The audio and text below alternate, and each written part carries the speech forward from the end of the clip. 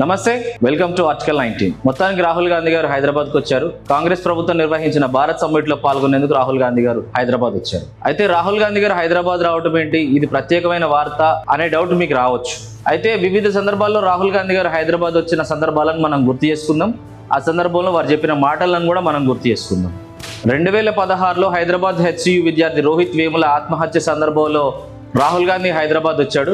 ఆ సమయంలో హెచ్సియు విద్యార్థులతో ఒక మాట అన్నాడు. హెచ్సియు అనేది మా నాయనమ్మ లెగసీ, హెచ్సియుకి ఏం జరిగినా నేను అండగా నిలబడతా అనే మాట ఆ రోజు వారు చెప్పడం జరిగింది. తర్వాత ఎన్నికల సందర్భంలో తెలంగాణ రాష్ట్రంలో నిరుద్యోగుల్లో ఉన్న అసంతృప్తిని క్యాష్ చేసుకోవడం కోసం అశోక్ నగర్ గల్లీల్లో తెలంగాణ నిరుద్యోగులకు ఒక్క ఏడాదిలోనే 1,00,000 ఉద్యోగాలు కాంగ్రెస్ పార్టీ కల్పిస్తుందని చెప్పి వాళ్లకు నమ్మించే ప్రయత్నం చేసిండు, వాళ్ళ ఓట్లను పొందిండు.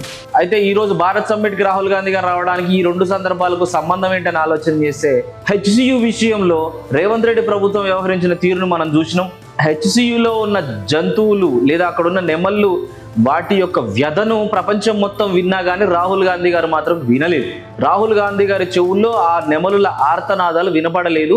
వాళ్ళ నాయనమ్మ గారు లెగసీ అయిన హెచ్సియులో తన కాంగ్రెస్ ప్రభుత్వం అధికారంలో ఉండగా, తాను నమ్మిన వ్యక్తి రేవంత్ రెడ్డి ముఖ్యమంత్రిగా ఉండగా ఆ వ్యక్తి సృష్టించిన ప్రకృతి అరాచకం ఈ రాహుల్ గాంధీ కళ్ళకు కనిపించలేదు. అశోక్ నగర్ లో నిరుద్యోగుల వీపుపై వారు ఎవరినైతే అధికారంలోకి ఎక్కించారో అదే రేవంత్ రెడ్డి ప్రభుత్వం, అదే కాంగ్రెస్ పార్టీ ప్రభుత్వం ఆ నిరుద్యోగుల వీపులపై లాఠీలు విరగొడుతుంటే, ఎక్కడున్నావు రాహుల్ గాంధీ, నువ్వు మా ఏరియాకు వచ్చి 2,00,000 ఉద్యోగాలు మాకు ఏడాదిలో కల్పిస్తాను అన్నావు అని చెప్పి ఆ రోజు వాళ్ళు ప్రశ్నించిర్రు. ఆ రోజు ఎదురు తిరిగిర్రు. కొంతమంది మౌన పోరాటం చేసిర్రు, కొంతమంది రోడ్లెక్కిన వాళ్ళ వీపులపై రేవంత్ రెడ్డి పోలీసుల లాఠీలు విరిగినాయి. ఆ నిరుద్యోగుల ఆర్తనాదాలు రాహుల్ గాంధీ చెవులైతే పడలే. ఈ దేశంలో ప్రజాస్వామ్యాన్ని నేను పునరుద్ధరిస్తా అని చెప్పి రాజ్యాంగం పట్టుకొని నీతి వాక్యాలు చెప్తా తిరుగుతున్నాడు దేశం మొత్తం. అందులో భాగంగానే కాంగ్రెస్ పార్టీకి PR ఈవెంట్ లాగా ఉన్న ఆ భారత్ సమ్మిట్ లో పాల్గొని 4 ముచ్చట్లు చెప్పిపోయింది. కానీ పక్కనే ఉన్న వెనక పక్క ఉన్న హెచ్సియుకు పోలే, ముందు పక్క ఉన్న అశోక్ నగర్ కు పోలే. ఈ రెండు కూడా రాహుల్ గాంధీ ఓట్ల కోసం వేసిన స్టంట్లే తప్పితే there is no sincerity. Rahul Gandhi సిన్సియారిటీని, రాహుల్ గాంధీ